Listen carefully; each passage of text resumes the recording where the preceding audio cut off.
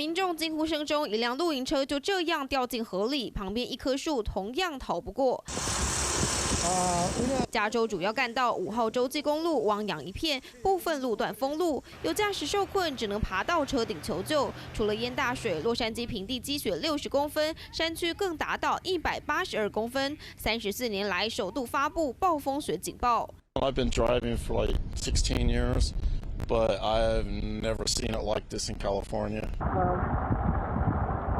高速公路大雪纷飞，但驾驶不知如何应对，车辆打滑酿成追撞事故。就连 CNN 连线记者的车辆也陷入雪堆当中。To be fair, my producer's car got stuck as well, so we've been dealing with the snow. And authorities just saying if you can stay home, that's what you should do. This could be historic for Southern California. 历史性的冰风暴席卷加州，超过10万户停电。但大雪除了伴随灾难，白雪皑皑，其实别有一番风情。Most people work remote these days, so I said, you know what? If we stay here another week, we'll just get the best Airbnb or vacation rental we can. Sit in the jacuzzi, enjoy the snow.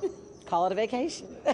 被大雪困住的游客转换心境，既来之则安之。还有人拍下美洲山国家公园大雪落在红杉树之间，壮丽令人屏息。罕见冰风暴在加州呈现两样情。三立新闻上报道。